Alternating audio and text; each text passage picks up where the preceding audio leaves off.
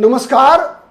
पप्पू यादव पूर्णिया के निर्दलीय सांसद, राहुल गांधी के एक बिहार में काफी विश्वस्त लेफ्टिनेंट, राज्यसभा सदस्य रंजिता रंजन के पति, क्रिकेटर सिद्धार्थ रंजन के पिता और अपने विभिन्न बयानों से बिहार की राजनीति में लगातार हलचल मचाए रहने वाले, चाहे वो सांसद रहें, विधायक रहें, न रहें, चाहे वो बाढ़ का मौसम हो, चाहे जल जमाव हो, चाहे कहीं अग्निकांड हो, हर गतिविधि से बिहार की राजनीति में एक हलचल मचाने वाला चेहरा बिहार में है पप्पू यादव।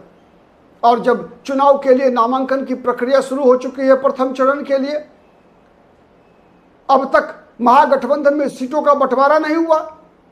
पप्पू यादव कांग्रेस के पक्ष में बैटिंग करते हैं, तो पप्पू यादव की जुबान चुप कैसे रह सकती है। वैसे भी पप्पू यादव थोड़ा ज्यादा बोलने के लिए जाने जाते हैं। जो भी बोलते हैं बेधड़क बोलते हैं, दिल से बोलते हैं, बिना सोचे समझे बोलते हैं। कहते भी है पप्पू यादव कि उनका दिल इतना साफ है कि जब कभी भी गुस्सा आता है तो रो देते हैं। कई बार तो गुस्से में हमने देखा है कि किस प्रकार से पप्पू यादव भावुक हो जाते हैं। तो आज पप्पू यादव का यह बयान कहीं ना कहीं एक बार फिर से महागठबंधन के अंदर हलचल मचाने में के लिए पर्याप्त है। पप्पू यादव ने कहा कि महागठबंधन के अंदर आरजेडी चूंकि सबसे बड़ी पार्टी है, तो तेजस्वी यादव को त्याग करना चाहिए और आरजेडी को 100 सीटों पर ही चुनाव लड़ना चाहिए। शेष सीटें Congress party, VIP, CPI, CPM, CPI ML, Paras की पार्टी, सब में बांटना चाहिए। आरजेडी को 100 सीट ही लड़नी चाहिए, उससे ज्यादा सीट पर नहीं लड़ना चाहिए, जिससे कि एक सामाजिक समूह का बड़ा अम्ब्रेला तैयार हो सके और महागठबंधन की जीत सुनिश्चित हो सके। अब जानते हैं आप पप्पू यादव के इस बयान का मतलब क्या है। पप्पू यादव का इस बयान का दो मतलब निकल कर आता है। एक तो पप्पू यादव कहीं ना कहीं बार बार आरजेडी को, तेजस्वी यादव को इस बात का एहसास कराने का प्रयास करते हैं कि अब आपकी ताकत, पहले जो लालू यादव के दिनों में आरजेडी की ताकत हुआ करती थी, वो ताकत आपकी नहीं है। और इस बात को साबित करने के लिए पप्पू यादव के पास कई तथ्य हैं, कई एविडेंस हैं। पूर्णिया लोकसभा का उपचुनाव इस बात का सबसे प्रत्यक्ष गवाह है। मैंने कई बार कहा है कि पूर्णिया में 4 दिन तेजस्वी यादव कैंप किए, तब भी पप्पू यादव को नहीं हरवा सके और बीमा भारती को जमानत नहीं बचा सके। ये तेजस्वी यादव की बहुत बड़ी असफलता थी।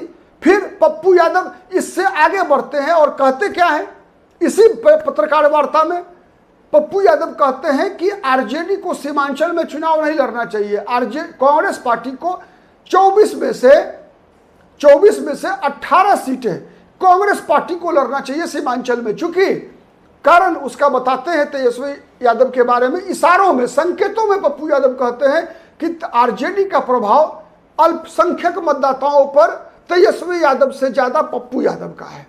ये पप्पू यादव बार बार बताते हैं कि पप्पू यादव बार बार, उनका आज से नहीं, लगातार चला आ रहा है इस तरह का रेटरिक जो है कि माने प्रणाम पूर्णिया तो सलाम पूर्णिया भी, मतलब दोनों एक साथ चलेगा, प्रणाम भी और सलाम भी। ठीक है, तो इस प्रकार से कई संकेत देते हैं पप्पू यादव। ये बताते हैं, इशारा करते हैं संकेतों में कि तेजस्वी यादव की ताकत, आरजेडी की ताकत सीमांचल में नहीं है। उसके पक्ष में जो आंकड़े हैं, चाहे वो 2024 लोकसभा चुनाव का हो, चाहे वो 2020 विधानसभा चुनाव का हो, ये आंकड़े इस बात को साबित करने के लिए पर्याप्त है जो पप्पू यादव बताया करते हैं। ठीक है, दावा करते हैं कि सीमांचल में जो है कांग्रेस की मजबूत पकड़ है और उस पकड़ का लाभ तभी मिलेगा जब यहां से कांग्रेस पार्टी चुनाव लड़ेगी। साथ ही पप्पू यादव इस बात की भी चर्चा करते हैं कि वीआईपी और सीपीआई-एमएल को भी सीटें अधिक मिलनी चाहिए।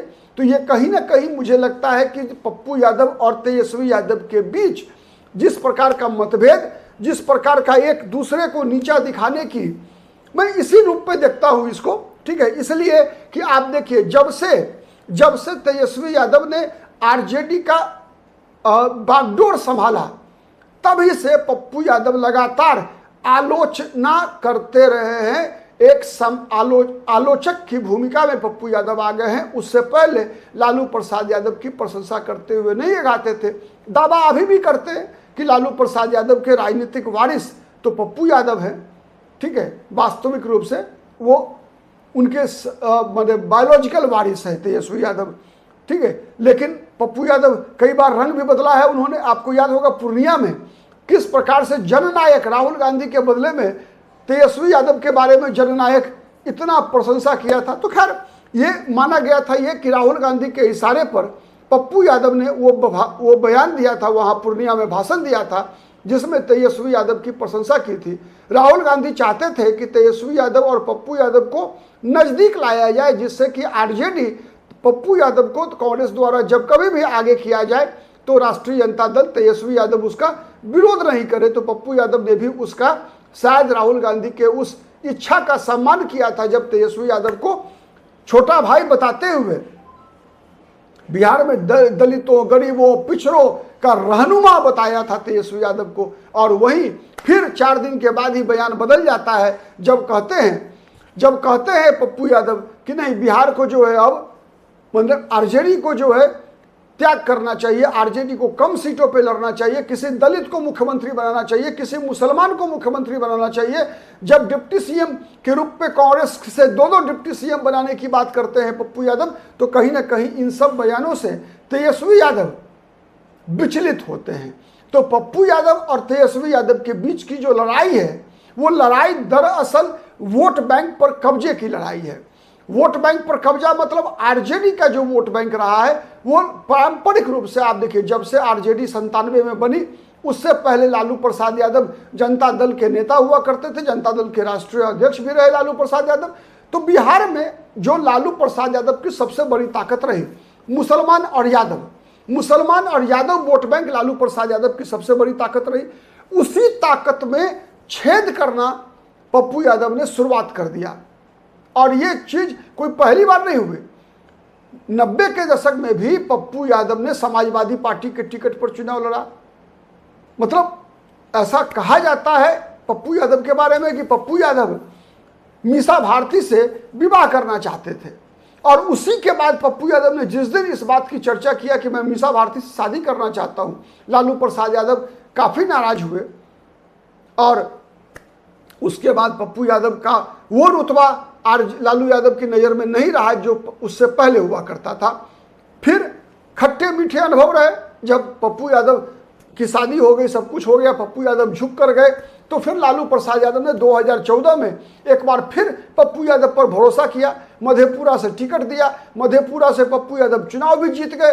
लेकिन चुनाव जीतते ही जब राष्ट्रीय जनता दल का राष्ट्रीय परिषद की बैठक हुई पटना में, उस बैठक में, जिस बैठक में तेजस्वी यादव को लालू प्रसाद यादव ने अपना उत्तराधिकारी घोषित किया, उसी बैठक में पप्पू यादव ने विद्रोह का बिगुल जो है बजा दिया और कहा कि लालू जी, आपका संपत्ति का वारिस जो है तेजस्वी यादव है, आपका राजनीतिक वारिस पप्पू यादव है।